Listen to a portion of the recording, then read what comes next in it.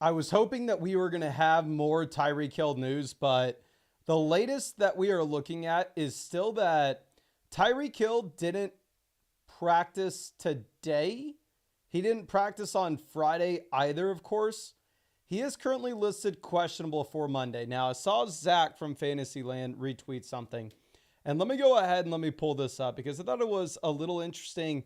I know we are going a little bit in the weeds. I don't know how much this matters, of course, so I want to put a massive asterisk on it. That, let me see. I think he retweeted it. Yeah. That Tyreek Hill coming out saying, hey, we're on the flight to LA. Big things about to happen, blah, blah, blah.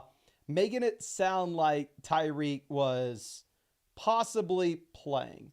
Now, of course, that's no guarantee.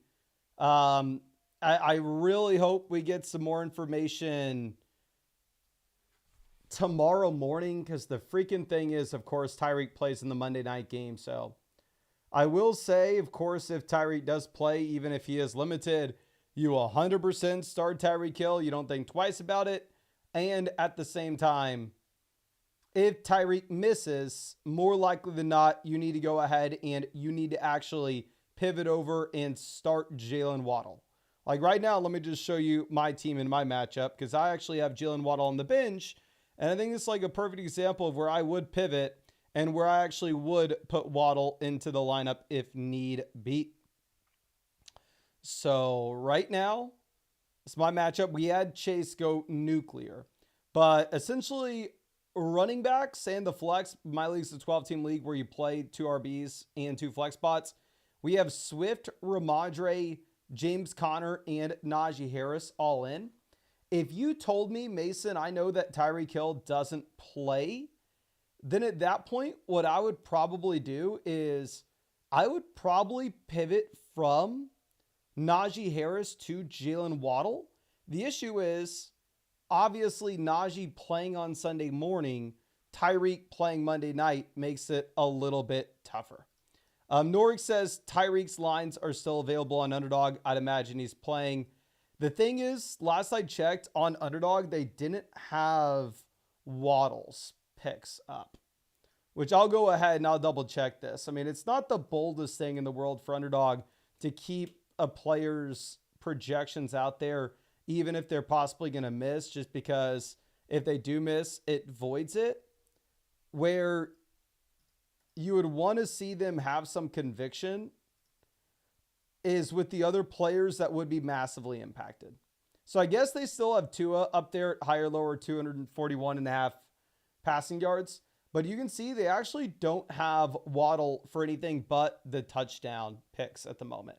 But they don't have a yardage pick up for Waddle at the moment, which definitely concerns me here. Going through and looking at maybe the implied team totals, maybe if we see that the spreads moved at all in this game, because obviously it wasn't a spot where you were expecting Tyreek to miss at the beginning of the week. But yeah, the spread really hasn't moved. I mean, actually it has. Am I an idiot? No, I mean, the opening implied team total here for Miami was 23 points. Now it's 23.75. You can see here that it's pretty much remained constant all week. So my expectation with everything that I've seen is Tyreek Hill's probably playing. Now, obviously, I definitely want to have a backup play. So say you were relying on Tyreek Hill, an option that you could probably pick up that should be available in the vast majority of your waiver wires just in case Tyreek doesn't play. You could go ahead and get Demarcus Robinson off the waiver wire. And I believe Jordan Whittington is good to go as well. But you'd probably rather prefer Demarcus Robinson if Tyreek Hill's ruled out and you have to have a potential last-minute pivot. Now, obviously, we'll be giving all updates that we possibly can throughout this entire stream. We'll be live streaming on Sunday morning. We're going to be watching the game on Sunday morning as well. So really hope that you can come out and hang out with us and watch what should be the worst game of the season. But we'll be answering all fantasy football questions, of course. And yeah, if y'all wanted to check out any of the Underdog picks this week, y'all know where y'all can find that Links in the description, links in the comment section. Promo code FLOCK, you'll get a 50% deposit bonus up to $1,000. Plus, at the same time, you're going to be getting a free CJ Stroud pick, more than less than half a total yard for the game tomorrow night. And you'll be getting a free team review in the live stream that we are doing every single day. And I think we have a couple of those team reviews to be going through tonight. And let me just show this off one more time. Y'all notice anything different here? Obviously, we're rocking the Texas gear because it's a fine Saturday night. But y'all see this chair? Ooh la la. Look at this bad boy. Look at this thing. Just put this thing together. Got it from Costco. We've been rolling with the same chair for about 5 years, but decided to upgrade. Decided to celebrate my win this week a little earlier than we usually would and get ourselves a new office chair. And I'm liking it so far. But let's go ahead and let's start answering some of these questions over on the site. First one coming out from Carts. Says, start sit question. Here we need some help at running back. Our options are Trey Benson, Bucky Irving, Jordan Mason. Sounds like you have both Mason as well as McCaffrey good to go. I would still prefer Bucky. I think I would rather just go ahead and take the running back that's competing with Rachaad White opposed to the running back that's competing with Christian McCaffrey. And at the same time, if you are looking at Bucky Irving, in my mind, you have more receiving usage as well than Jordan Mason. And honestly, I don't think that's just in my mind. I think it's a pretty safe projection, to be honest. But going over to wide receiver, here you have Tyreek, Harrison. I'm going to plan on Tyreek, but you know the thing is we need to fill 2 flex spots. So we're going to throw Tyreek in 1 flex just in case something does happen here. And we're going to go Ricky Pearsall in the other. Actually, did we go Pearsall or Rome? We're going to go Rome. So we're going to go Rome in the other flex. And then obviously, if you wanted to go through and if you wanted to potentially pick up like Demarcus Robinson, just in case Tyreek were to miss on Monday night, so you'd have someone to pivot to, I think you could. Now, let's move this over to our next question. It said, team review coming out from Will Jackson. Really appreciate you, my guy. Let me hook you up with both a free trade question as well as a free start sit question too. Just in case there's anything that we need to be following up here with. But traded DJ Moore, T. Higgins, James Conner to get Jamar Chase 3 weeks ago. Looking phenomenal. Paid off big time this week. But I screwed myself losing Conner with Hunt being my only running back 2 option in the long term. So I'd really appreciate some trade recommendations for running back 2s and maybe a flex option. Unfortunately, most of my league mates are smarter than the Jamar guy. Well, excited to check this out. Good news, bad news. Good news is it is a league in which you only start 2 wide receivers, 1 flex. So the depth not going to matter too much. Bad news is it's a 12-team format and you're saying that your league mates know what they're doing. So in that instance, probably not a ton of super exciting players on the waiver wire. Now, our team name here is going to be Green Effin. We are currently 2nd in the league analyzer. You can see really there are the group of 4 teams that are strong contenders. And then beyond that, everybody else is looking at a serious fall off. And with those 4 teams, you have a 6-3, 7-2, 8-1. I guess this team's been unlucky. Maybe they had the cup injury. That's why they have a lot of value now, but a bad record. But anyway, looking at our roster, we are one of the juggernaut teams in this league. We are 7-2, so we are thinking a little more long-term upside rather than short-term production. And starting off at quarterback, we have CJ Stroud, where hopefully if we actually do get Nico Collins back this week, CJ Stroud is somebody that we can be a lot more excited about going into the future. Obviously, the rushing usage isn't going to be there for Stroud, but at the same time, you could come through and you could say that the passing volume is going to get a strong uptick when you get the wide receiver 1 back into the offense. Now, we also have Drake May. For me, if Nico is playing this week, I'd rather start Stroud over May. If you had no Nico and with Tank Dell slightly banged up as well, and with Drake May having more rushing upside, I wouldn't fault you if you wanted to go with May in that instance. But more likely than not, at least in my mind, you are starting Stroud here. Now, going over to what we have at running back, we have the elite RB1 with Kamara.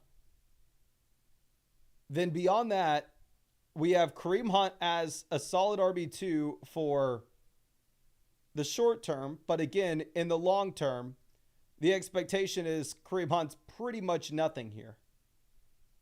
And then we have a couple of handcuff backs with Braylon Allen as well as Blake Corum, where they're effectively zeros unless you were to get an injury to somebody in front of them. Then at that point, they could potentially be the next Jordan Mason. They could potentially be the next Kareem Hunt. And they could be somebody that fills in for that Kareem Hunt role and somebody that we can be excited about starting weekly. Now, going over to wide receiver, we have the two elite level options with Jamar and Jefferson. Beyond this, we have Tillman, Worthy, and Hollywood Brown, assuming Hollywood is on the IR here.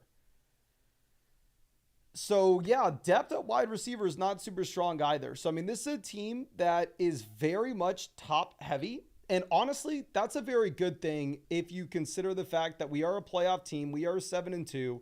We should primarily be thinking long-term here. And it's a league in which you only start 2 wide receivers, 1 flex. So if we're thinking about the fantasy football playoffs, filling in for some of these potential buys isn't our top concern. Now, with that being said, you are in a spot in which it could make a lot of sense to optimize the bottom end of our roster, to chase running back upside, to chase wide receiver upside. Specifically here at tight end, when we have George Kittle, there's just no world in which you are starting Taysom. I mean, even if Taysom looks like an exciting tight end now, with all the injuries that you've had in New Orleans, completely understand wanting to view him as potentially a tight end 1 rest of season. You legitimately have the tight end 1 overall with George Kittle. In my mind, there's pretty much no worlds where you're going through and you are starting Taysom here. So I think I would try to optimize with another running back down on the bench that's an injury away from making a difference. Especially even if you were to get an injury to George Kittle, then at that point, it would be very easy for you to just go through and for you to just pick up Dallas Goedert off waivers. For you to pick up Hunter Henry off the waiver wire. So I would cut Taysom. I would pick up your favorite running back off waivers, such as Tyler Algier, where if you were to get that injury to Bijan, then all of a sudden Algier immediately turns into a top 5 back. And I would say the same thing here at quarterback. If it's true that Nico Collins is going to be playing tomorrow night, and it looks like you can presumably start Stroud, then at that point, are you better off going ahead and potentially moving on from Drake May and just rostering Stroud? And then obviously when you get to the bye week in week 14 for CJ, you can go to the waiver wire and there are a bunch of different options. Hell, maybe somebody doesn't pick up Drake May and we can just get, I mean, the thing is May has a bye week the same week as Stroud too. So honestly, that doesn't really matter. But maybe instead you could just go ahead and pick up Jared Goff, pick up Geno Smith. Not really a downgrade from Drake May anyway. So if I was this lackluster when it came to what we had with our running back depth, I think my play would potentially be to go ahead and see if we can optimize with the running backs down there at the bottom end of the bench that are an injury away from turning into a serious difference-making player. Those options would be Tyler Algier, Roschon Johnson. So I think we would be cutting Taysom. I think you'd be cutting Drake May, picking up the additional running backs, giving ourselves the chance to find the next Kareem Hunt. And if you were looking to go ahead and potentially make a trade, it's not a super easy thing to do just because you're really optimized for this format already with the players at the very top end. So I'm not necessarily in a spot in which I really want to go through and really want to tell you, oh yeah, let's go tier down from Alvin Kamara so we can get a lower end RB1 and then another running back 1 on top. There's no interest from me in doing that, to be honest with you. So I think the waiver wire pivots are the main thing that I'm going to do, even if it is very boring, and I'm sorry for that. And if I'm trying to come up with anything else here, with not necessarily overthinking it, approaching a team that has a losing record that could potentially use some running back production in the short term, such as Kareem Hunt, and to get a long-term upgrade. Like if you think Pacheco's going to come back, why don't we go to the team that's currently 4-5, and why don't we offer them Kareem Hunt for Isaiah Pacheco? And for us, where we're 7-2, we're obviously, maybe we're putting ourselves at a little bit of a disadvantage for the next few weeks. If you believe Pacheco will be back by the time we get to the fantasy football playoffs, then at that point, you could potentially have solved that situation and chase the long-term upside for them. So that would be my main thing I would be looking at, is just trying to go ahead and trying to see if we could optimize the bottom ends for additional running backs. And then obviously, if you could go through and if you could potentially pivot off of the short-term production at running back to the long-term, I think that would be great. But I did hook you up with a free start sit question and a free trade question as well. So if there's anything else that you want me to check out, don't hesitate to send it over my way. I'd be super happy to take a look at it for you. But thank you again. I really do appreciate you. I really hope I was able to help you out in some way. And yeah, thank you for being a member of the flock. Well, let's move this over to our next question coming out from Run CMC. Wide receiver, if Nico plays Sunday night, you're just going to play Nico. Tight end, we go Evan Ingram. Obviously, Ingram's in a much worse offense than what you have in Minnesota. I mean, the spread on this game is like 7 points. But at the same time, you're going to see a serious amount of targets going in the direction of Ingram. I think you just get the cheap receptions. And then obviously, you needed a flex spot. If Tyreek plays, Tyreek will be viable. It's just very hard to know if Tyreek Hill is going to be good to go at this point. I would assume he is, if I was guessing. Now, Maserati Masi, happy to see us. His opponent may start Baker, considering McMillan, K-Dot. So I understand a lot of people think like, oh, okay, my opponent has this defense. Maybe I need to play this quarterback or vice versa.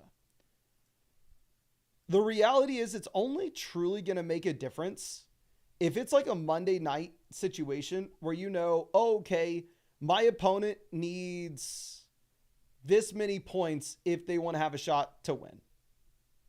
If you know your opponent is going to need, say, 20 points from Baker and outscore whoever you play, yeah, let's go ahead and let's play one of Baker's receivers, because then at that point we can really block him. But if we're just going into a Sunday and trying to submit the best starting lineup, you don't really need to consider who your opponent has. We are more so just trying to get the highest median projection in here. So to be honest with you, what I go through and what I play McMillan, I probably want it, not with him not being 100%. I'd rather just take Jameson. Obviously, I'm not a big Jameson guy. He was a clear sell-high candidate before the suspension. Not because we knew he was going to get suspended, just because if you were looking at the volume he actually saw in this offense, you could tell that we were going to see some regression. It is very much a boom-bust play, but it's just a really good offense. And I would prefer Jameson over McMillan, even if our opponent was going to be playing Baker. Now, it's Chavez, always happy to see us, says, hey, Mason, should we start Dell or Eckler at the flex this week? Love the vids, man. Thank you so much. Really do appreciate you. Here, yeah, probably have to go ahead and play Austin Eckler in my mind. I don't see Eckler down here in this flex consideration. Out of these guys with the flex consideration, I'd play Keenan Allen. But if you're telling me that Austin Eckler is also somebody that we can be looking at with no Brian Robinson, well, obviously Eckler is not a true 3-down running back. It's not like we're expecting Eckler to have 20-plus touches in this game. I mean, this is an RB that should be able to go through and should be able to at least give you usage as a receiver and some usage in the red zone as well. So I'd be completely fine going through and playing Eckler. But really do appreciate you. And things are trending in the direction that looks like Nico may play. Now, Evan coming out with our next question. This is a trade where we're sending Brooks and Sutton for Kyler. Never look at like Ty Chandler in this deal making any difference. There's probably a player on your waiver wire that's better than Ty Chandler. So it really is just Jonathan Brooks and Cortland Sutton for Kyler Murray. It is a 12-team format where you can start 4 wide receivers weekly, so wide receiver depth actually does matter a bit here. Looking at our quarterback room, we're just rostering the rookie QBs that we're not super excited about. So I think we would go ahead. I think we would just take Kyler Murray here, even if we don't have him on the Mount Rushmore. The other guys that are going to run the ball, such as Daniels, Allen, Hurts, Lamar, obviously he's not to that tier, but at least you're going to get some rushing upside. And dear God, I actually freaking love this new chair. This new chair has me feeling some type of way. But Tyreek Daycare coming out with our next question says, I have Cook, Walker, Brooks, AJ, Chase, Olave, Brian Thomas Jr.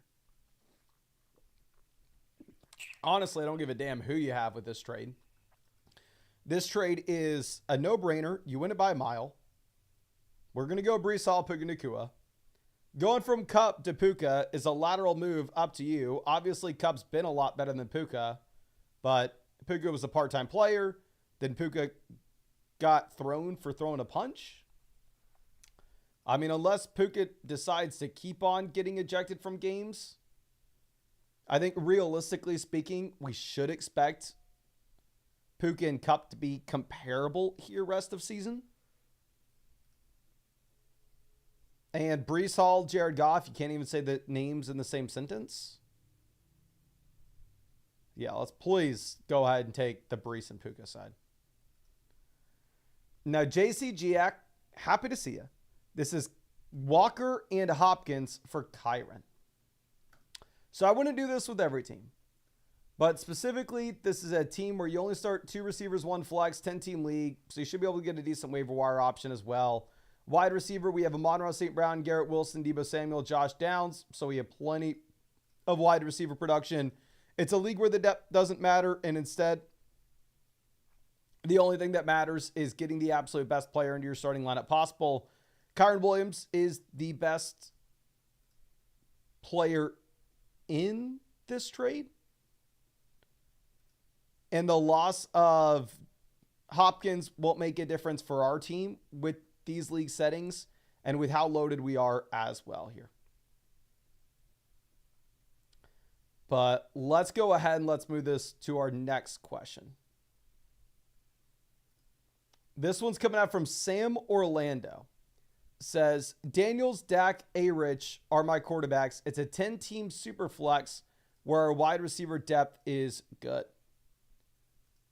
Okay, so obviously Superflex League, very different than the regular spot that you will be in.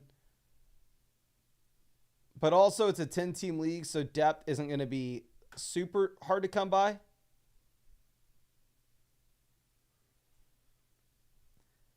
I think I would rather have Metcalf and Leggett. To be honest, in your 10-team Superflex format, we should expect that you get every team with 3 to 4 starting QBs. I know that we need a QB2. I just think that you're overpaying for Bo Nix here.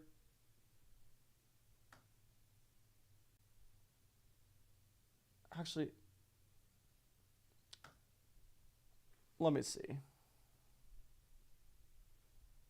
If it was a redraft format, I have no interest in it. I think Bo Nix is going to see some serious regression here rest of season.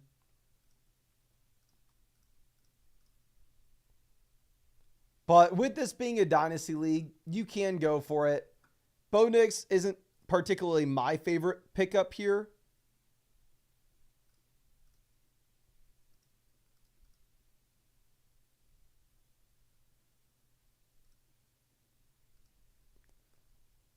I think that a lot of the positivity that we've seen surrounding Bo Nix has been based around the fact that he's had a really strong stretch of games with really good matchups. And going into the future, I don't know how realistic that is to expect us to continue to get.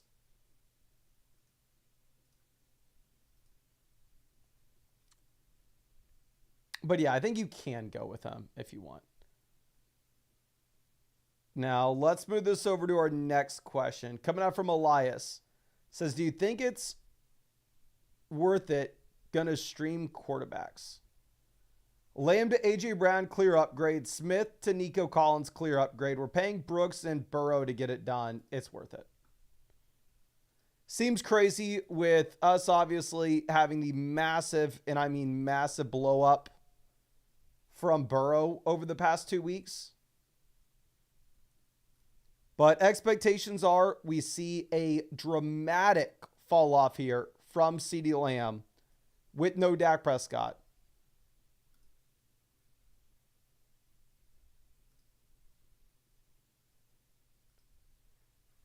Devontae, we get Nico Collins back in. You're upgrading 2 wide receiver slots massively.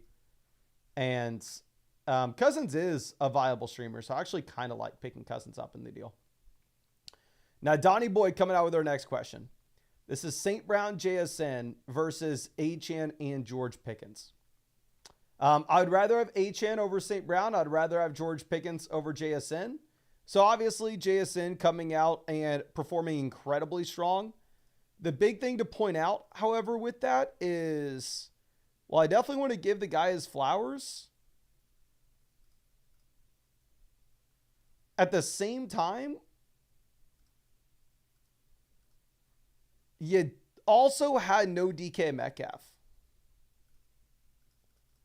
So with Metcalf in here, my base expectations would be that we do see a pretty significant fall off from JSN once Metcalf does return. Now moving this over to our next question. This one's coming out from Johnny Marks. Says, got offered this in a single flex format. Do we accept? So obviously, we had McCaffrey as the buy low candidate a few weeks back. But I do want to be very honest. I mean, there is still some risk with McCaffrey. It's obviously really nice seeing that he is coming back, and I do think that he has the upside to be the best player in fantasy football. We have seen it time and time and time again. But there is an inherent risk in that he comes in and there's a small chance that all of a sudden they decide that it's better for their team to give Jordan Mason a reasonable role here. So for me, if this is Malik Neighbors, who I view as mid to high-end wide receiver 1, Chase Brown, who I view as a high-end RB2 to low-end RB1, I would probably rather have the package in the majority of spots. Wide receiver, we have London, Devo, Tyreek, Ladd. Running back, we have Achane, Walker, Dobbins. So this is one of the very few scenarios where it's a 10-team league, 2 wide receivers, 1 flex. So you are highly incentivized to just go for the best player that we can. And we can afford to make this move. What I do think would actually make some sense here, I know Baker has been that elite level quarterback so far this season, but rest of season, I think that we're probably going to see some regression with the injuries we've had in Tampa. I think I would honestly rather go and pay up for a Mount Rushmore QB by trading away Dobbins. Like trading Dobbins and a Baker to go get someone like Lamar, Hurts, or Allen. But with your team, I would make that McCaffrey deal. We'd go get CMC. Now, C. McCoy, always happy to see you. This is Mahomes, Tillman, Hawkinson versus Allen, McMillan, Goddard. Mahomes versus Josh Allen, give me Josh Allen. Tillman versus McMillan, give me Tillman. Hawkinson, Goddard, probably give me Hawkinson. It's really just up to you. I think that this is a really sneaky deal to just upgrade from Patrick Mahomes to Josh Allen. Because, I mean, if you view Mahomes sort of as that just streaming quarterback option and Josh Allen on the legitimate Mount Rushmore of QBs in fantasy,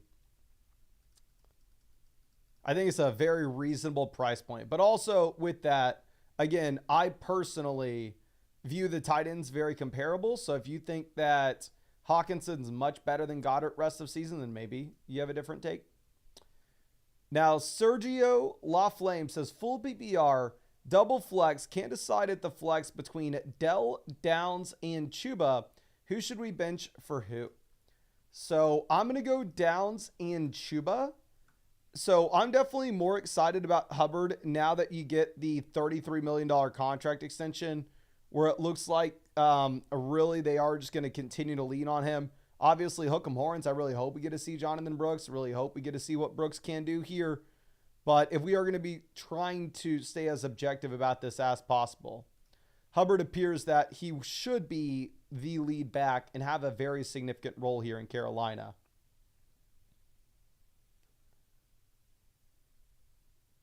And with Downs, you have just as much passing volume in Indy as you do in Houston. And it looks like Nico may play where Pittman won't. Now, Just Sherman coming out. Always appreciate you. Y'all don't know, Just Sherman has been with us for an absurd amount of time. But anyway, it's a trade where we're looking at A.J. Brown versus Drake London. This is a dynasty trade here. And with this being a dynasty trade, 100% I would make this pivot. I view this as, definitely a downgrade in the short term, but is it a massive downgrade? Is it like we're trading for a player that's not going to help us contend this season, where we're trading A.J. Brown for a future first and second, or we're trading A.J. Brown for like a Ricky Pearsall in a first, where you were effectively just getting long-term assets and no short-term production? Not necessarily. I mean, here this is a spot where we can still very comfortably expect that Drake London makes a difference here for your team this season. And based off their age, I can guarantee, unless we see a significant injury here to London at the end of the year, that London will be worth more than A.J. Brown this offseason in Dynasty. I'd be very surprised if he wasn't. Now, next question coming up from Jerry says, should we start Mooney or Jennings there at wide receiver? Yeah, so we have no Metcalf this week. We have no Higgins this week. We have no Keon this week. I definitely would go with Mooney, even with it looking like Drake London is going to play. With Jennings, I personally expect him to be the guy over Ricky Pearsall, but it's not necessarily a guarantee, right? With Jennings, I think at best, you're looking at presumably the third best option in his offense, behind Debo, behind Kittle, behind McCaffrey. I'm sorry, that fourth best option in his offense, and that's at best, and at worst, he could be the fifth option behind Pearsall as well. We're really confident with the role that you are going to get with Darnell Mooney. Where with Mooney, obviously, we have seen him be the number 2 option there in Atlanta all season. I think it's a very safe projection, personally. Now, Gaming Mercer, appreciate you. Going to be excited. Check this out. Says, should I make any moves rest of season? And if so, what do you think? We are currently 5-4. Well, let me go ahead and hook you up with both a free trade question and a free start sit question here, my guy. Just in case there's anything that you want to follow up on. Now, first thing is, this is a 10-team, 2 wide receiver, 1 flex format. So just to be fair, it is a league in which the depth doesn't particularly matter. We are currently second in the league analyzer. And when I say depth doesn't matter, we're very selective about that. I like the depth in terms of running backs that are an injury away from turning into league winners. What I don't particularly like is the depth of, oh, okay, here's another wide receiver 3. Like specifically in a 12-team league where you start 2 receivers, 2 flex spots, maybe there you are excited to go ahead and you're excited about Darnell Mooney. You can play him every single week. But in a 10-team, 2 wide receiver, 1 flex format, there Darnell Mooney doesn't have much value. He's a lot closer to just a replacement level player. But anyway, starting off at quarterback, we have Kyler and Goff. We have a very strong team. You can see that with the league analyzer, but with this being a 10-team, 2 wide receiver, 1 flex, I definitely think that this is a spot where we probably do want to go and see if we can get an upgrade here. I mean, there's really no reason to just be rolling with Kyler when we can afford it based off what we have with the rest of this roster. Like going through and looking at what you have at running back, we are currently sitting with the combo of Breece Hall, Mixon, and Devon Achane. You have 3 running backs that you're starting every single week, regardless of what the matchup is. Obviously, 2 of these guys in the running back slots, 1 of them in the flex. And when you have this kind of production at running back, it really does make it where it just almost doesn't matter at all about what your wide receiver depth is. Going over to receiver, we have Debo, Evans, Reed, Hopkins, Dell, Worthy. So obviously, you only need to start 2 of these guys weekly. You have Debo, Evans long-term once Evans is back from his injury, which hopefully will be in week 12, as those must-start players. Reed and Hopkins, not particularly depth that we need here. So what I would love to tell you to do is I would love to tell you, oh, let's go take Tank Dell. There's no way Dell ever hits our starting lineup. And let's package together Tank Dell and Kyler Murray and go get the best quarterback that we can. But the reality of the situation is a lot of people in your league, Tank Dell probably never hits their lineup. So you probably have to give up somebody that's a little more exciting, which obviously I don't love to say, I wouldn't love to do. But I think what makes the most sense for this team here is going through and maybe selling a player like DeAndre Hopkins and seeing if you could pivot from DeAndre Hopkins and Kyler Murray to go get to a quarterback on the Mount Rushmore. And go get to somebody like Josh Allen. Go get to somebody like Lamar Jackson. Go get to somebody like Jalen Hurts or Jaden Daniels. Now, of course, you can go about this maybe in a little bit of a different way, where another elite onesie position that I think would make a big time difference is us looking at what you have at tight ends. Where currently we are starting Dallas Goedert. Dalton Kincaid. We have Dallas Goedert in here for a little bit of depth and upside. But for me, I think it would make a lot of sense for us to potentially just go ahead and take, say, DeAndre Hopkins, package with Dalton Kincaid, and see if you can go get Bowers, see if you can go get Kelsey, see if you can go get McBride, see if you can go get Kittle, go get one of the Mount Rushmore tight ends.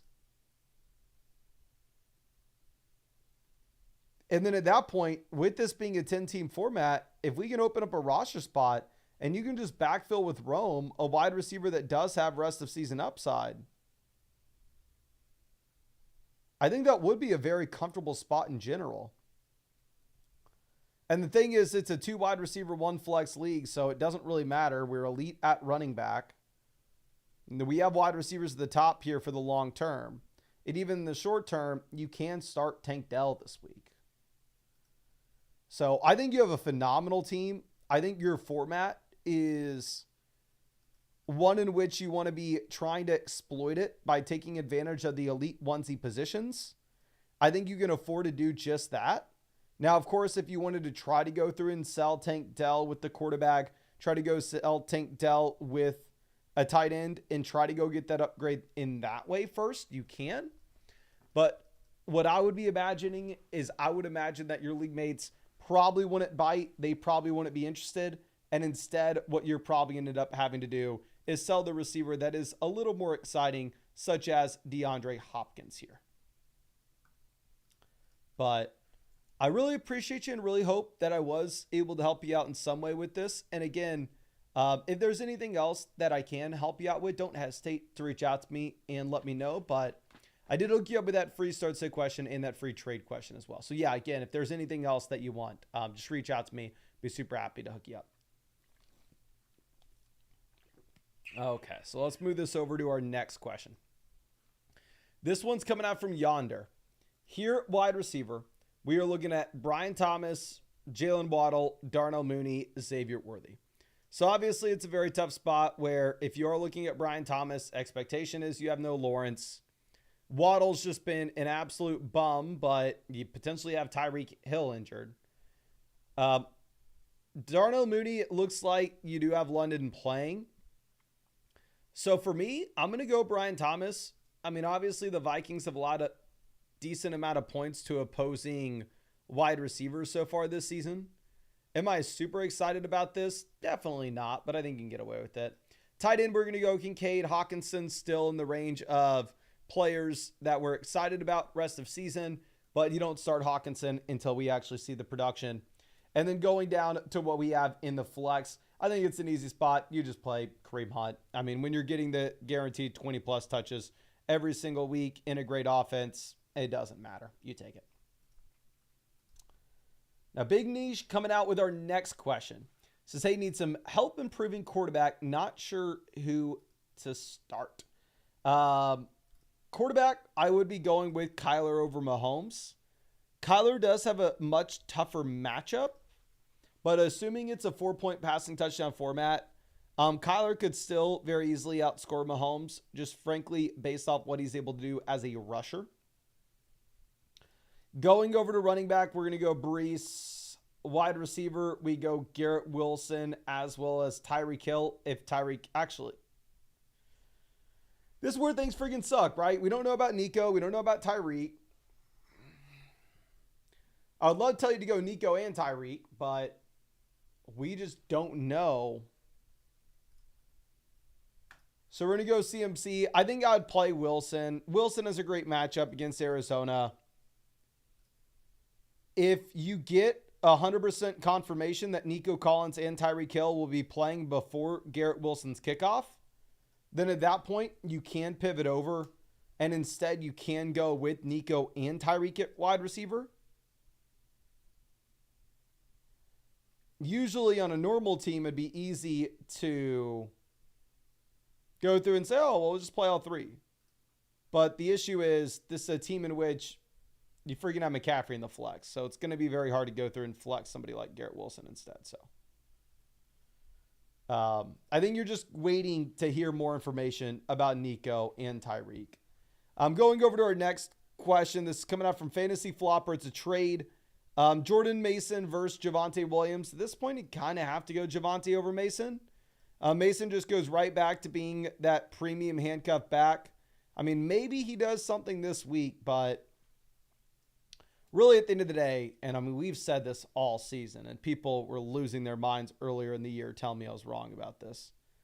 But Jordan Mason, once you get McCaffrey in here, is toast, is done, is just a premium handcuff back, nothing else. And then you go ahead and you take Javonte. Where Javante's in a garbage offense, Javante's probably going to start losing a little bit of work here to Audric Estime. But still at the same time, are we excited to go ahead and hold on to Jordan Mason, who's just simply not startable at this point? Now, Doug P coming out with our next question. It's one of those free Underdog team reviews. Appreciate you and excited to check this out. Says, hey, Mason, following the content for a bit now. Thanks for that. I spent most of the year trying to work on my running back room. I feel like we need to uplift tight end for the playoffs. What do you think? I really appreciate you, my guy. This is a 10-team, 2 wide receiver, 1 flex format where we are currently 5th in the league analyzer, so we are right in the middle of the road. I know you're saying you wanted a better tight end. I agree. We need a better tight ends. And at the same time, it is a league in which, with these league settings, having a difference-making tight end is actually a pretty big deal here.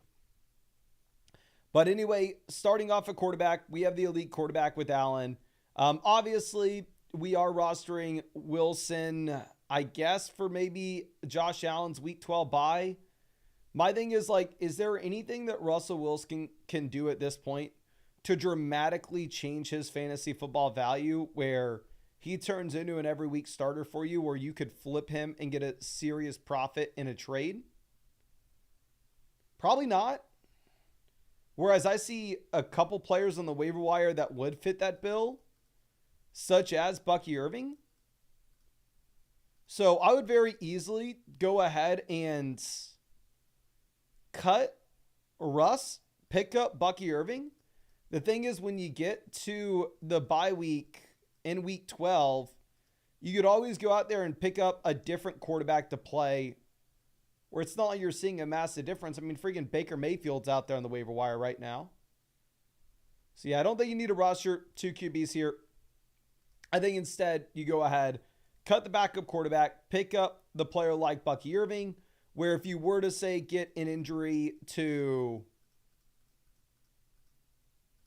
Rachaad White this week, then all of a sudden Bucky does become an every week starter.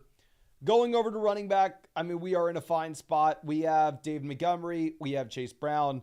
Obviously, looks a lot better now that Chase Brown presumably is a running back 1 or high-end RB2. I do think Khalil Herbert probably has a little bit of a role in the future here. Is it anything dramatic? Probably not, but still. Dowdle, Rachaad White, Jonathan Brooks. Maybe one of these guys turns out to be startable down the stretch, but probably not. You're probably not excited about any of them.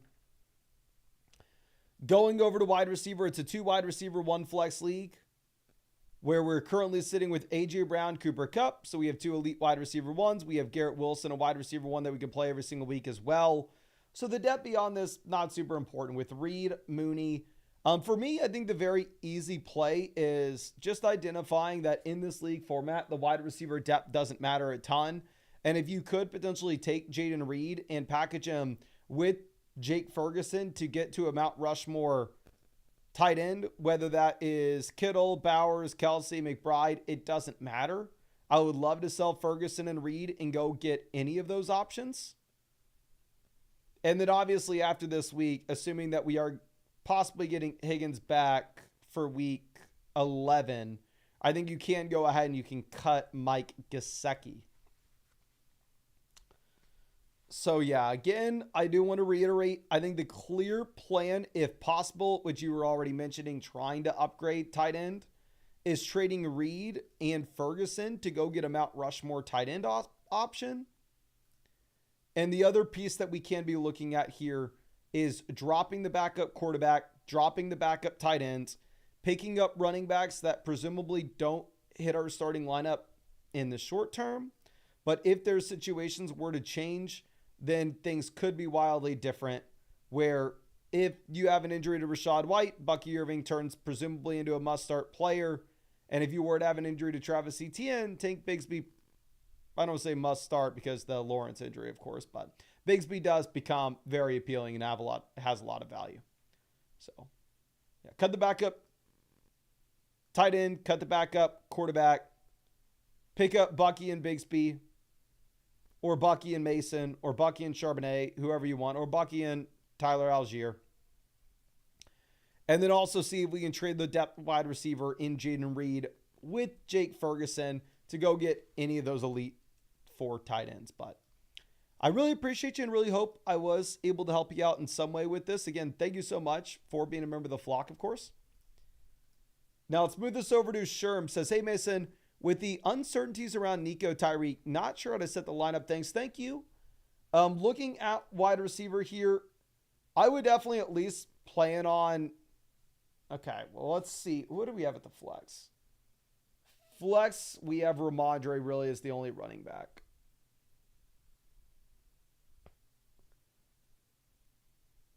This is an awkward spot. Let me just confirm on the times of all these games.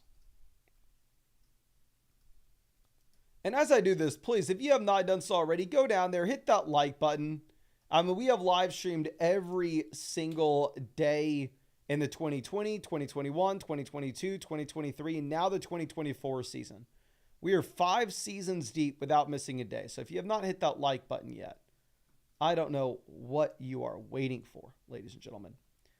But yeah, the Bears-Pats play at noon. That's what we are assuming. So that's what makes this an awkward spot, where if you don't get confirmation with either with Tyreek or Nico by the time you have to make this decision, then obviously it can be very awkward here.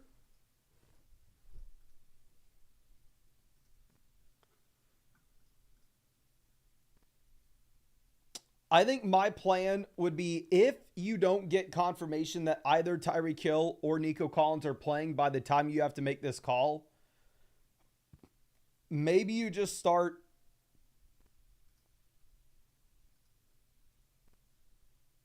Ramondre Stevenson, DJ Moore there at wide receiver, and then throw Nico Collins into a flex and say we are saving a second flex spot to assume that you get one of Nico Collins or Tyreek Hill playing.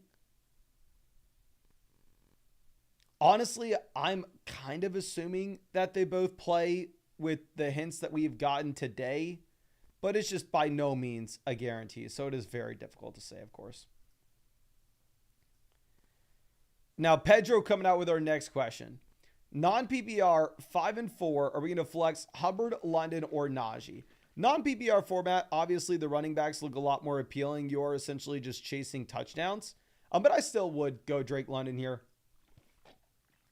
London was practicing all week. I'm assuming that you have no hesitation with London. I don't think he's going to be limited in any way. Okay. Now, our next question coming out from Trey Sermon Fan Club. Appreciate you, my guy. Thank you for taking advantage of that free Underdog team review. Says, please tell me your favorite thing about Trey Sermon before you start the team review. My favorite thing about Trey Sermon is how when Jonathan Taylor goes down, we get to talk about him and we get to rank him for him to score about 6 points for fantasy football teams. So that's very exciting. But anyway, here our team name is Adam's Apple. We are currently 7th in the league analyzer. It is a very funny league, and that is just a straight line down with values. And we are 2 and 7. So dear God, maybe we've started Trey Sermon one too many weeks. Looking at quarterback, I'm going to be honest with you, my guy. With some of the spike weeks that you've had from Jalen Hurts with rushing touchdowns, for us to be 2 and 7 with Jalen Hurts at quarterback, it is kind of impressive. How the hell have we only won 2 games with Jalen Hurts? Now, looking at what we have at running back, we are currently rolling with Breece Hall, Josh Jacobs, Kareem Hunt, Jonathan Brooks. So if we're 2 and 7, we are just focusing on how do we get points in this lineup right this second. Obviously, the last thing that we would ever be thinking about here is fantasy football playoff upside. So Kareem Hunt fits the bill. I mean, makes a lot of sense here in a spot like that. Going over to wide receiver, we have 2 wide receivers that we can start weekly with St. Brown Adams. It is a league in which you can start up to 4 wide receivers. So depth at wide receiver does matter a bit. I'm going to assume that we're not rostering Nick Westbrook-Ikhine. I'm going to assume that the league analyzer is having a bug here, or I'm going to pray that it is. If you're rostering Nick Westbrook-Ikhine, for the love of God, let's fix it. Go pick up Xavier Legette right this second. But I'm assuming that this is a bug. I'm assuming that we're not doing this. And then tight end, we have Dalton Kincaid. So this is already a very well-constructed team. There's not much to discuss. I don't know what we could talk about here. It's a league in which wide receiver depth matters. We have 3 to 4 startable receivers. It's a league where we're 2 and 7, so we have to think about the short term.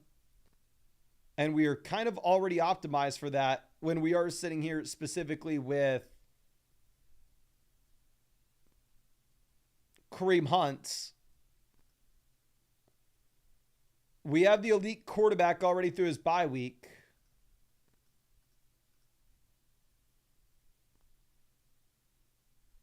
And we're not rostering another. So there's very little for me to say. I think this is a good team. I think it's honestly a lot better than the record would indicate.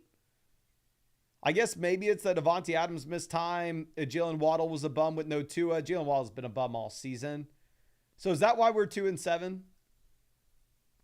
Is that just obviously we got a pretty serious hit when it came to what we had at wide receiver with Adams missing time and us being forced to start Waddle?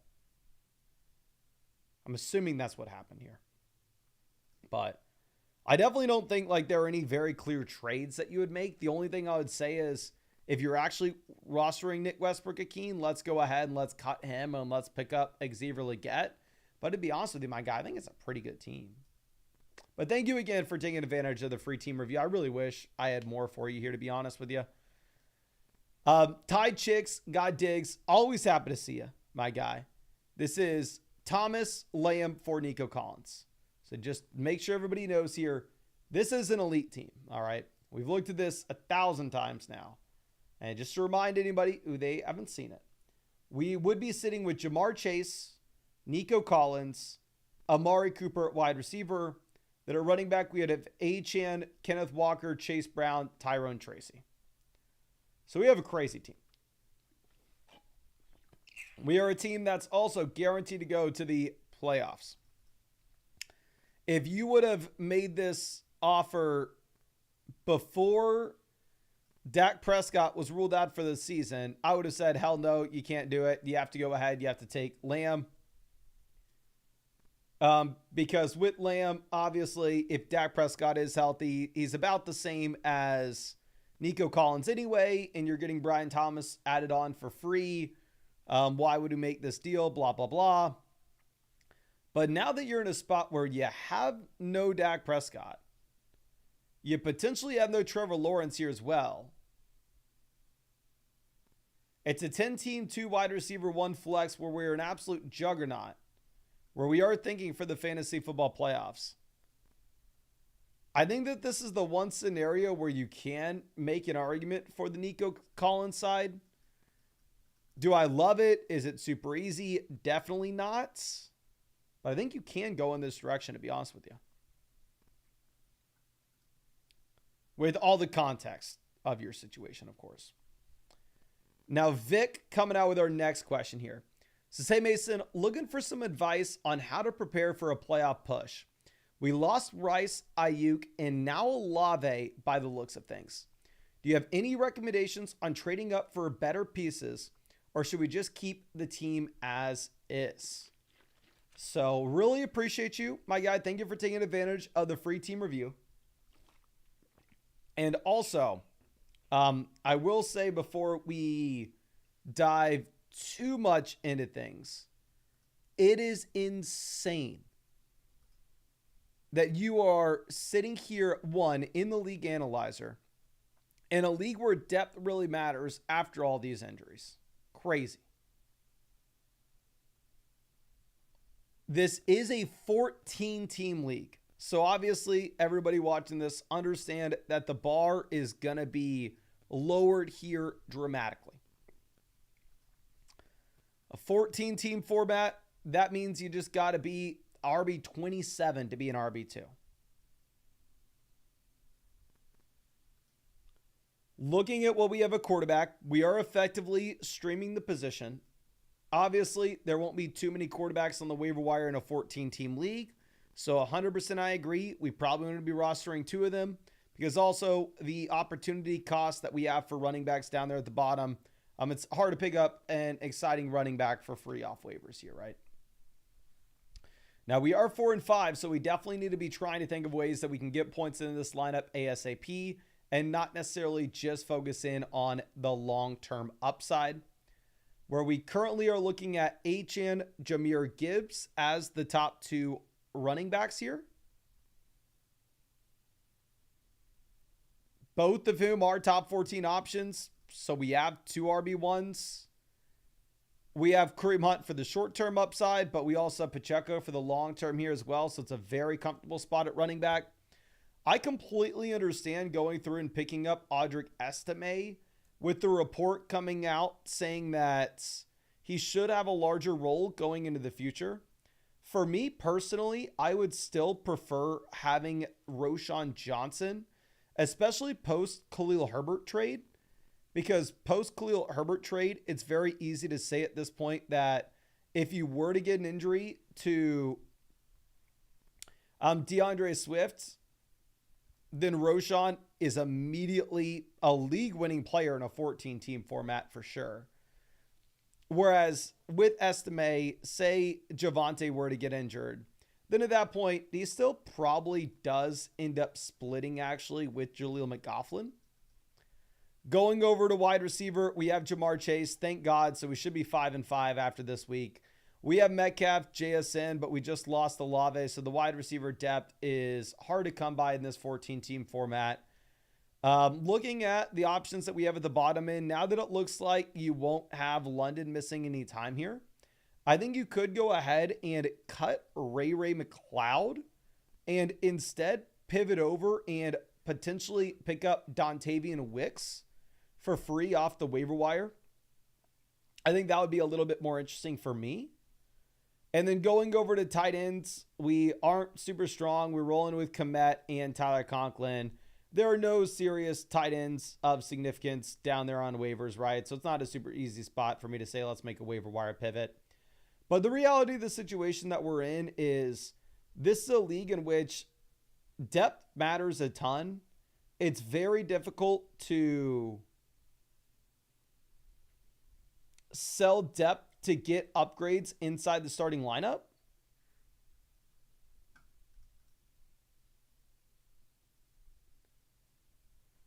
And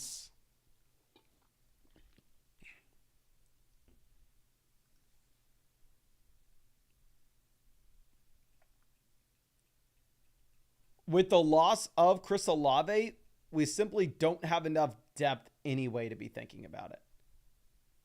So for me, I think you already have a really good team. We're the number one team in the league analyzer. I think the main thing that we look to do is presumably just go ahead and see if we can make those pivots at the bottom end of waivers. But we honestly should be fine here going into the future. But I really do appreciate you and really hope that I was able to help you out in some way. And it is really impressive that you are the number one team in the league analyzer with all the injuries that we've had in a 14-team format. So obviously the depth just matters so much more here. Now let's move this over to Bengals fan since 05. Always happy to see us says, would you want to play Laporta in the flex if Tyreek can't play? Laporta plays on Sunday night, so maybe we'll get that additional info.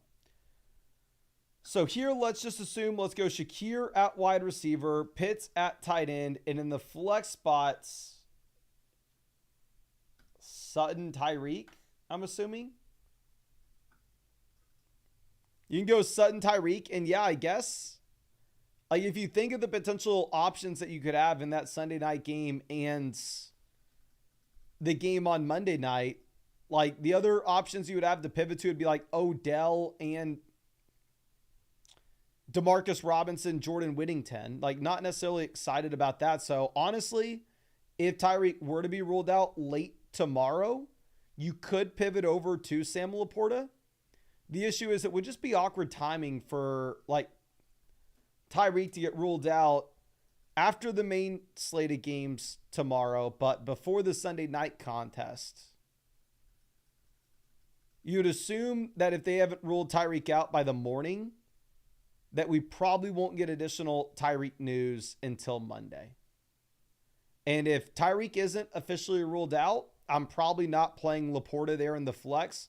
Instead, I'll roll the dice that Tyreek Hill plays.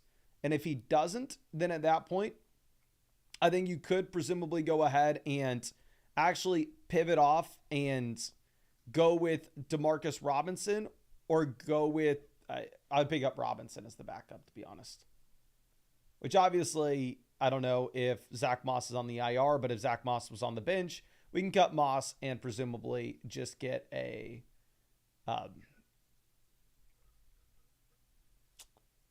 backup option like Demarcus Robinson for Monday night that way. But let's go ahead and let's pull up this next free team review coming out from Bob Jeff. Appreciate you, my guy. Excited to check this out. Says, hey, Mason, big fan this season. Injuries have been killing me, but I'm still in the playoff hunt. Could help my team out in the 5th seed and 4 people make it to the playoffs. Thanks for the team review. No, thank you so much. So I will say I am personally not a big fan of only 4 teams making it to the playoffs in a 12-team format. I think in a 12-team format, it's just literally perfect to give the top 2 teams buys and give teams 3 through 6 a playoff spot. I completely understand in like a 10-team format, making it where only 4 teams make to the playoffs. But here in the future, I would try to make it where it's just the standard, hey, 6 teams are going to make it to the playoffs. The top 2 teams will get a bye, and then the next 4 teams will battle it out in the quote-unquote wild card round. But anyway, right now, we are currently sitting at 4th in the league analyzer. There is a juggernaut team in this league. There's a team that has Kyron, Kamara, Walker, Jefferson, Neighbors, Bowers, Daniels. It is going to be difficult to go up against this team for sure. But anyway, we are like, the thing is, if you're 6-3 and you're telling me, Mason, we're a spot out of the playoffs, that's insane. Like, I would definitely prefer it if 6 teams made it. Crazy. Okay. Now, looking at what we have at quarterback, we have Hurts. So we have a QB that you can start every single week, regardless of the matchup. Obviously, very excited about that.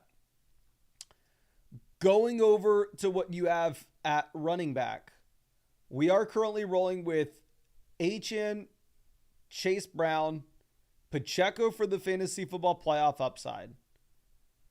So it is a really nice spot here at RB. There's not too much to discuss. And we have a locked and loaded RB1 every single week already through the bye.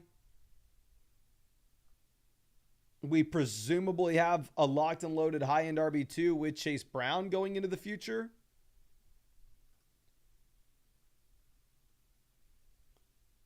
So it's a very well-balanced running back room. Looking at what you have down there on the bench, you have guys like Bigsby, Mostert, Khalil Herbert that are injury aways from making a difference with their respective backfields.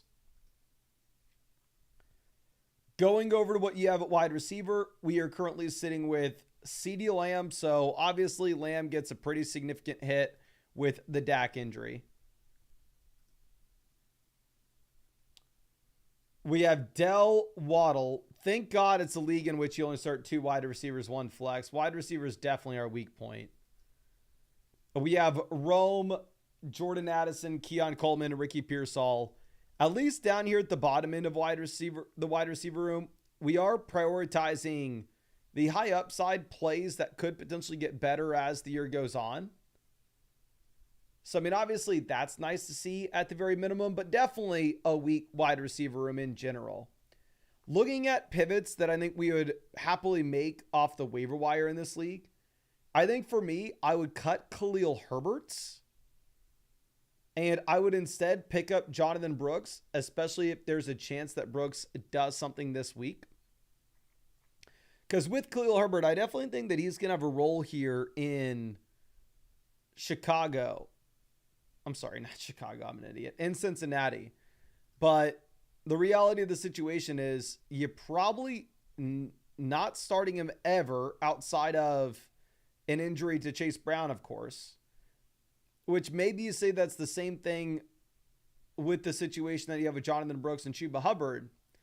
But at least the difference in my mind is, one, I think Jonathan Brooks is a much better running back than Khalil Herbert.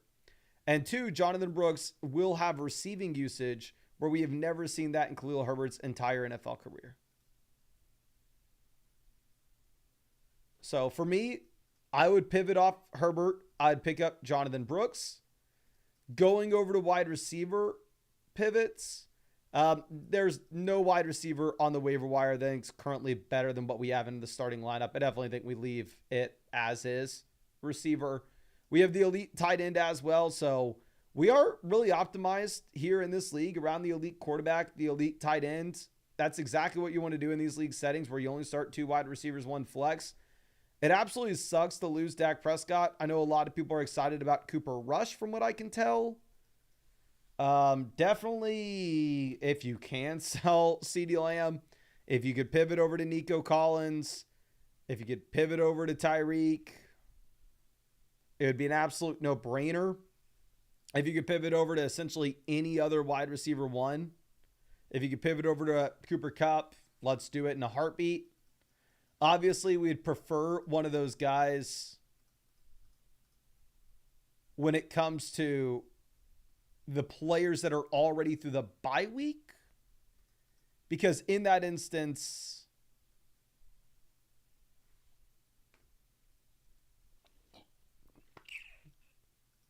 you're getting the extra game played, and we are currently one spot out of getting into the playoffs. So I already really like the team. I think we cut Khalil. I think we pick up Brooks. If you could pivot off of Lamb, I would, but obviously it's much easier said than done. I don't know if your league mates are like the people in the comment section screaming at me that Lamb's going to be great with Cooper Rush. I think Lamb's more so a high-end wide receiver 2 rather than a high-end wide receiver 1 at this point. So if you could pivot off for wide receiver 1 that we've seen all season, I definitely would. And maybe if you could go get like another elite wide receiver 1, like you could pivot from Lamb to Jefferson by just going through and adding in a depth piece. I think that would be very exciting. Like if you could go Pacheco and Lamb to go get Jefferson, especially knowing that we are currently on the outside looking in for the playoffs at the moment, I think that we would look to do that. But I think that's all I have for you. I really hope that I was able to help you out in some way with this. And a great team. I definitely would try to push your commish next year, though, to allow it for 6 teams to make the playoffs. Top 2 teams get a bye. And then the next 4 teams obviously duke it out in the first round.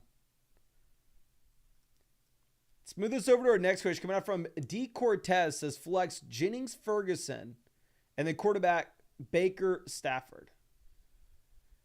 6-point passing touchdown format. Give me Stafford. Jennings Ferguson. I'm definitely going to go Jennings.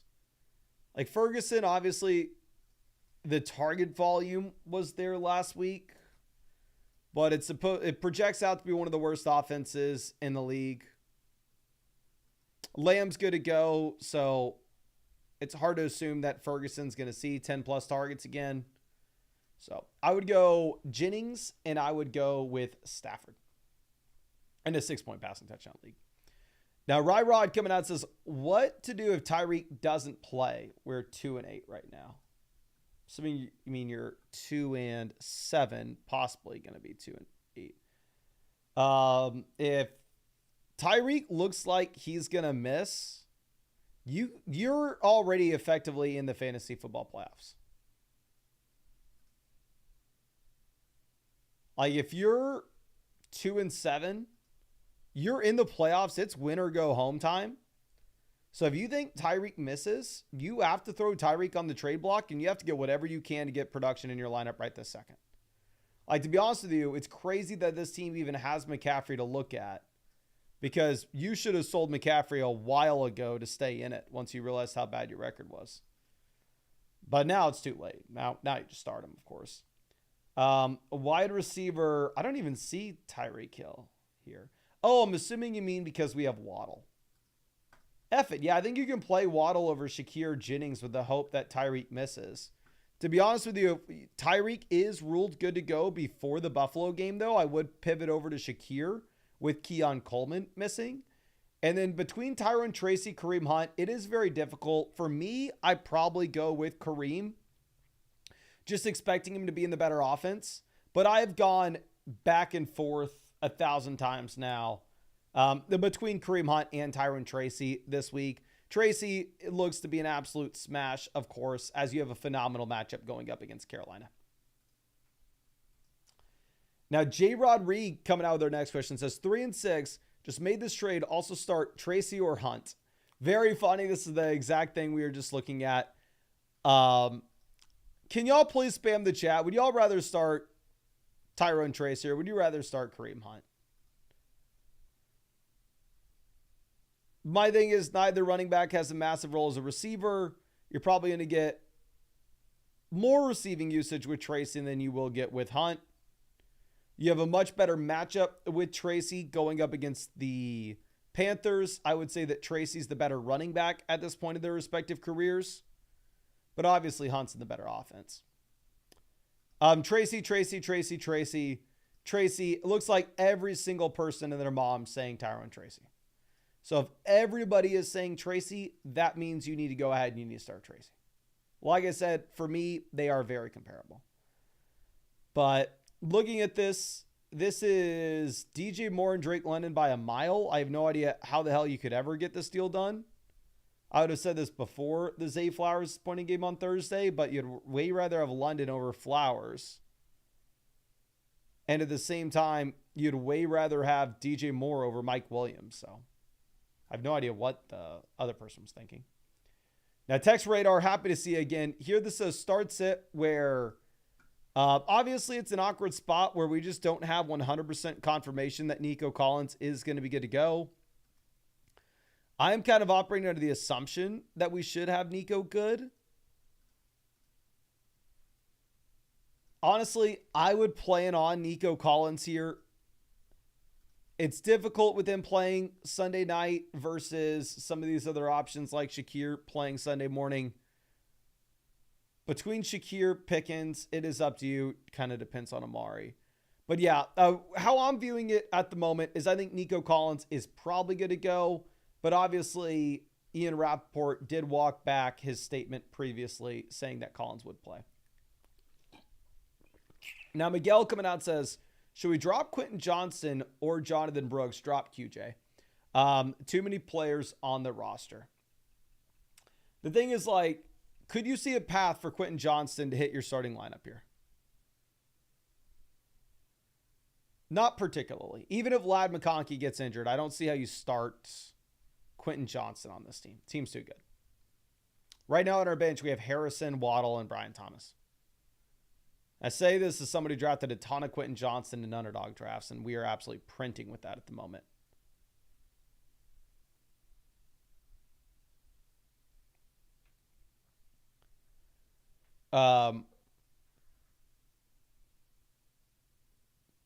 So I would rather cut Johnson because I could see a very clear path for Brooks to turn into an every week starter for you. One, would it be the most surprising thing in the world for the best running back in this year's draft class to just take over as the starting running back and have a receiving role? Wouldn't it be the most surprising thing in the world?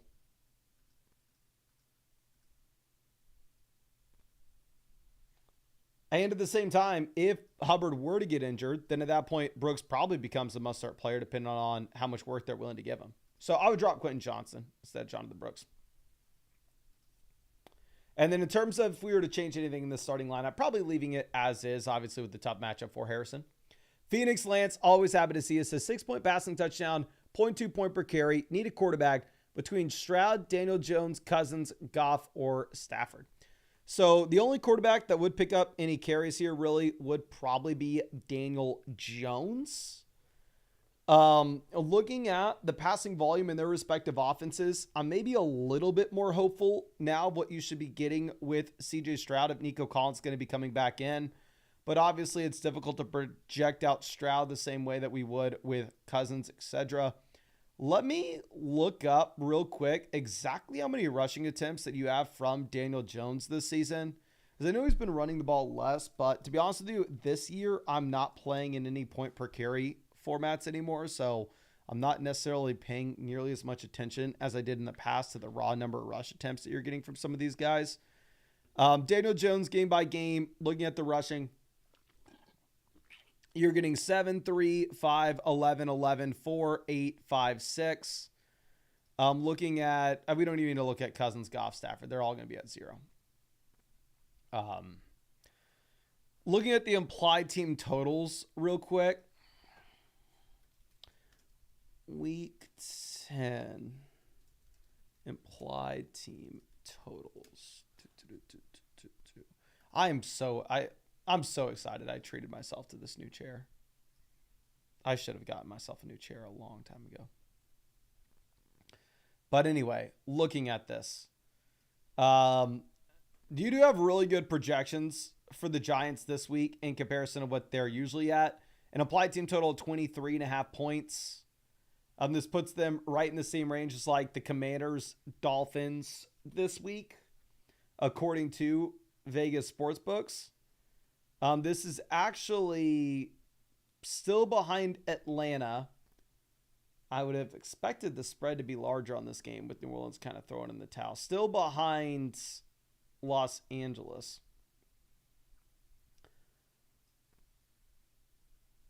Probably not going Stroud.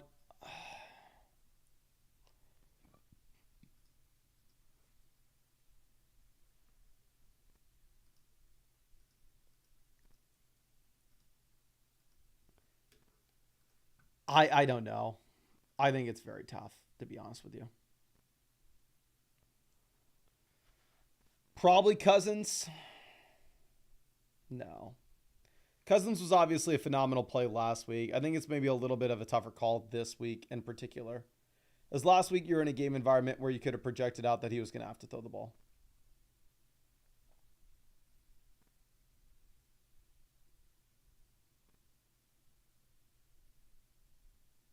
I think we stand by Cousins. Cousins is who I had ranked highest in my quarterback rankings this week. Obviously, different league settings. Want to think about it in a little bit of a different way. These league settings probably prefer what you get with Daniel Jones a bit, just because Daniel Jones will be the only guy who rushes the ball, but it doesn't appear that he's running it enough to make a real difference. Now, Mikey B coming out with our next question. This is Waddle versus Harrison. For me, trade-wise, I would definitely rather have Harrison rest of season. I mean, I have Waddle in the Flock League, and so damn frustrated that there's no way in hell that you can start this dude anytime going into the future. The only way that you can start him is if Tyreek misses this week.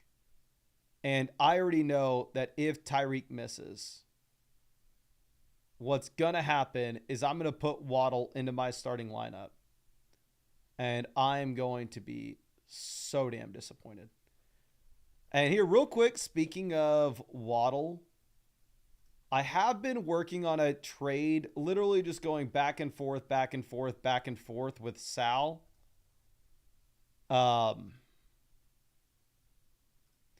This is the deal. Let me know what y'all think about it.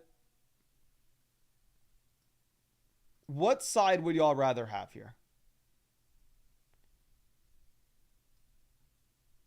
This is a 2 wide receiver, 2 flex, 12-team format.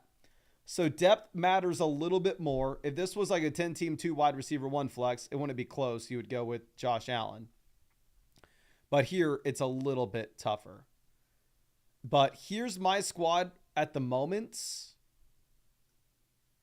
I have Purdy at QB. Running back, I have Swift, Ramondre, James Conner, Najee. Wide receiver, I have Chase, Devonta Smith. Down on the bench, we have DK Metcalf, Jalen Waddle. Okay. Looks like everybody's saying Allen. Okay. This is what I've been trying to get done. We haven't gotten it accepted yet. He's been trying to get Swift instead of Ramondre, which in our league settings is just a little bit tough for me to give up. But we'll see. We'll see if we can get something done tomorrow morning. But yeah, I mean, you can tell I'm trying to trade away Waddle if I can. Now, obviously, if Tyreek's injured, then it probably does change things a bit here. But E-Dog coming out says, Chuba or Ramondre this week? For me, it's Chuba Hubbard unless Jonathan Brooks plays. And if Brooks plays, then you probably pivot over to Ramondre Stevenson. The issue with Ramondre is he's been good in every game the Pats have either won or the Pats have been able to keep it close. And this is a game against Chicago where you do have the Bears as 7-point favorites.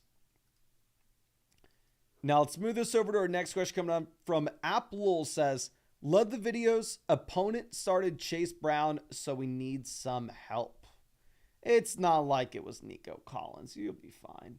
Wide receiver, we just take Terry. You play it safe here. And yeah, I think you go with Tyreek and Nico at wide receiver in the flex. It's very nice that you have the Waddle pivots, where obviously if you were relying on these two options and then all of a sudden you had no Nico Collins on Sunday night, then it's like, oh, okay, well, I'll throw Waddle into the flex spot. May not be excited about it, but we can do it. And then same thing is if you were to have no Tyreek Hill on Monday night, then obviously you can just go through and play Waddle for Tyreek. So I think it's kind of an easy spot to just go ahead and roll the dice on both of the studs.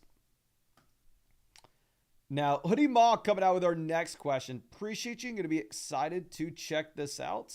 Let me refresh this and see how many more questions that we have on the site. We have 1, 2, 3, 4, 5, 6 more questions on this site. If anybody wanted to get one in, should be answered relatively quickly. But anyway, let me hook you up with a free start sit question and a free trade question, my guy, just in case there's something that maybe we don't cover that you want us to follow up on. Let's just say you've been helping me the past 2 years and I'm stuck here. Good with my running backs, but my wide receivers are horrendous. Looking to try to either sell high on Chase Brown or to sell Pacheco as well for a wide receiver upgrade, preferably somebody past their bye. Thanks for all the help. Team can't be last again.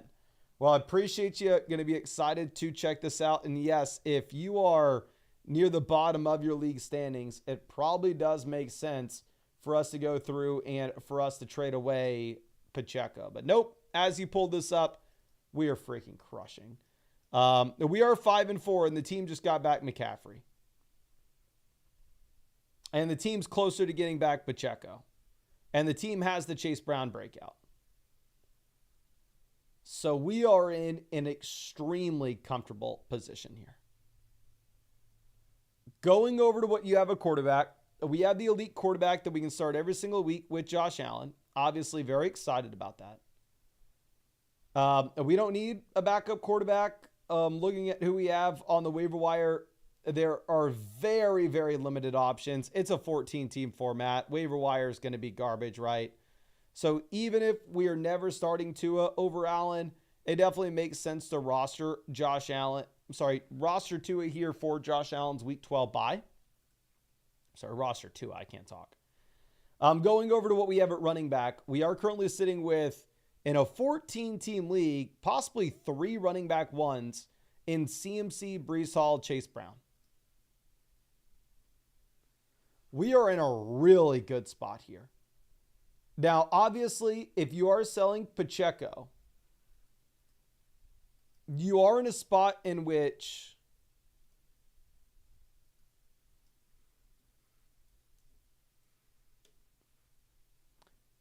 you are probably selling at one of the worst prices you can, in that you've already held him for 2 months effectively, where now he's possibly back in 2 to 3 weeks from now, where if you were to go ahead and you were to move on from him, we're going to assume that you could have probably just gotten the same price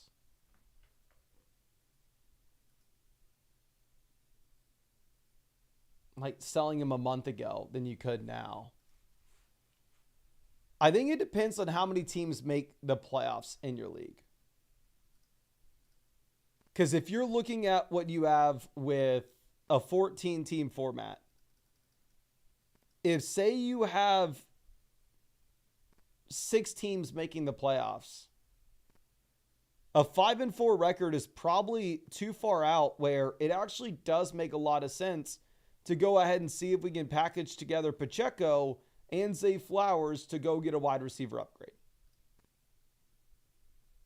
Obviously, I view Flowers as a volatile option that's not particularly a must-start wide receiver 2 every single week in most formats.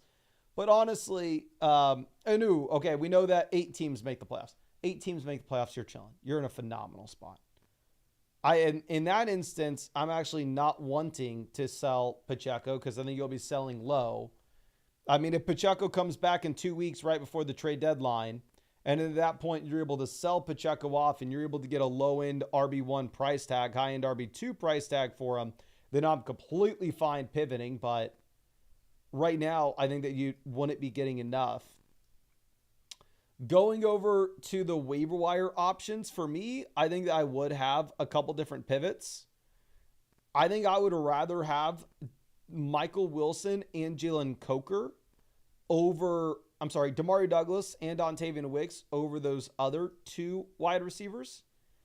And something that I would actually look to do, rather than selling the player in Pacheco that we are going to assume increases in value as time goes on, the player that probably has more value this week than he will in the future, and a lot of teams could really use him, would actually be Austin Eckler.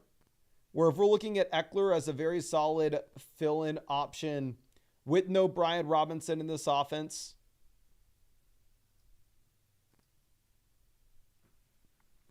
I mean, if you could potentially trade Eckler and go get a wide receiver upgrade that way, or go get a viable tight end, I think it would be very interesting. Like, can we look at what team here has Brian Robinson? The team with Brian Robinson currently is 5-4.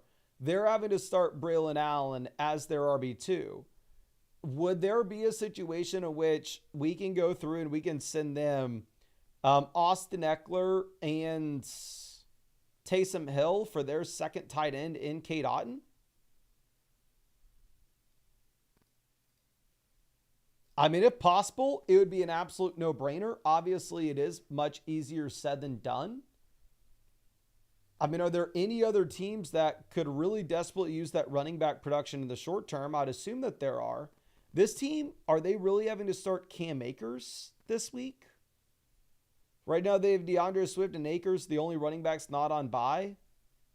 Is there a world in which you can send them Austin Eckler and Zay Flowers to get to Devontae Adams? I think that's the move that I personally would look to make with this roster. I think you're in a really good spot. I think that you're a pretty, I don't want to say a lock to make the playoffs, but you should be able to make the playoffs. And at the same time, the roster is going to get better with guys like CMC Pacheco coming back in, and value is going to continue to rise on this team.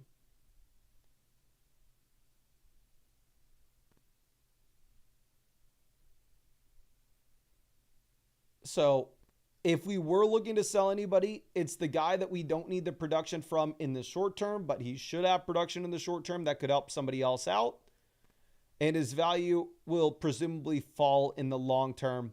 And in my mind, I do think that is Austin Eckler. But I really do appreciate you and really hope that I was able to help you out in some way with this. Let me just confirm. Yeah, I did hook you up with both a free start sit question and a free trade question as well. So if there is anything else that you have for me, of course, don't hesitate. Send it over my way. I'd be super happy to take a look at it for you. But thank you again. I really do appreciate you. And I really hope we get to see you out in another stream soon. But let's move this over to our next question coming out from Mason Margella. Here at running back, we are looking at Montgomery, Tracy, and Ramondre. It's a no-brainer. I understand that Tracy is a very strong play this week with the Panthers matchup. But Montgomery running behind that offensive line, I think you have to play Montgomery. Definitely a much tougher spot going up against Houston as opposed to what you have with Carolina, of course. And at the same time, Tracy is actually going to have a larger workload and should see more touches than what we're going to get with Montgomery. But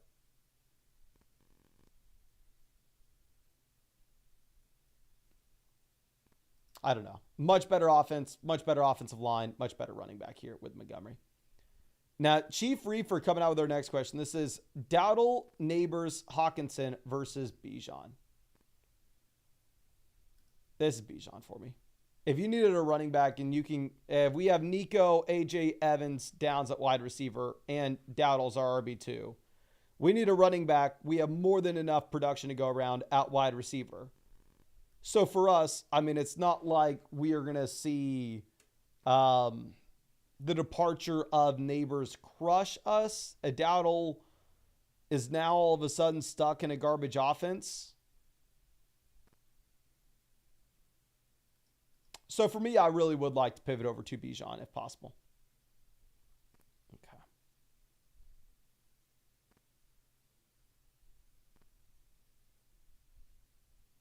Now let's move this over to our next question. Coming out from Kyle. It says 7-2 right now. 2-7 guy needs help. Ricky could pay off. Risky, but could pay off. If you're 7-2, I mean, it's not that risky. Is Dowdle really going to make that big of a difference for you here? Most likely not. I think you have to go ahead. I think you have to take the Pacheco side of this if you're 7-2 relatively easily. As even worst case scenario, Pacheco doesn't come back. Were you really relying on Dowdle in one of the worst offenses in the league anyway? Probably not. So yeah, I think you can go Pacheco. Now, D3 voted, coming out with our next question. This is CMC versus Lamar. Looking at the team at the moment, we have Goff at quarterback. Running back, we have Hubbard, Tracy, Hunt, Brooks. I don't think you're strong enough at running back to give up CMC here.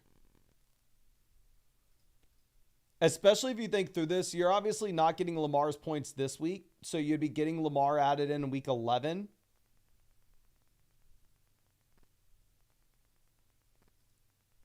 So you're going to effectively get the 2 extra games from CMC.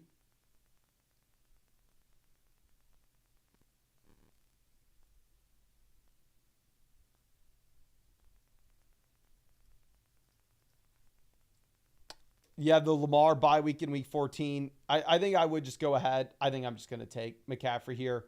I very easily see if you had like a bunch of super exciting running backs, we can pivot over and we can afford to go get the unicorn quarterback, but I don't know if you can afford it. Now, JD says 5-4. Who's better for the playoffs, Evans or Amon-Ra St. Brown? Probably St. Brown, to be honest. I mean, obviously Mike Evans will be very exciting, but you're 5-4, so I don't necessarily think you can only think about the playoffs here. Now, Tracy does move the needle a bit, though. Looking at running back, we have Gibbs, Bijan, and that's it. We have Bucky. It's a 2 wide receiver, 1 flex format.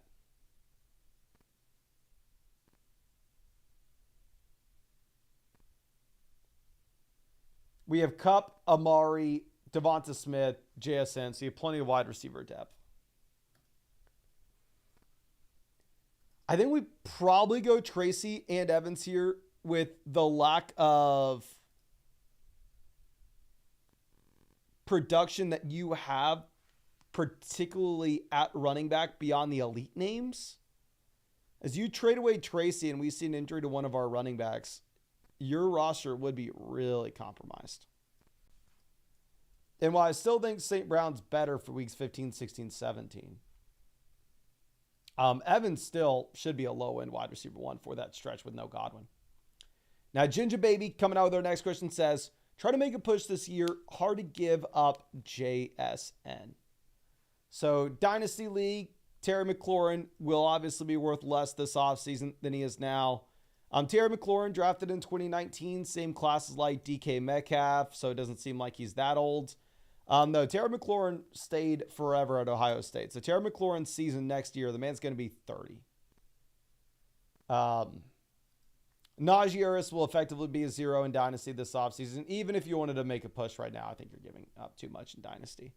And Dynasty in particular, I think I'm going to go ahead. I think I'm going to hold on to JSN here, to be honest.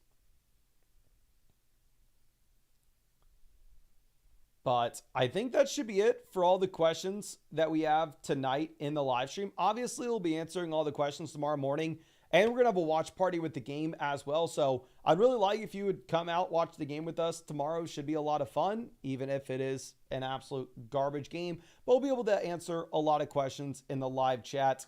But obviously, if you wanted to check out any of the pick'ems for the game tomorrow, you can go to Underdog Fantasy with the link in the description, the link in the live chat. If you use promo code FLOCK, you'll get a 50% deposit bonus up to $1,000.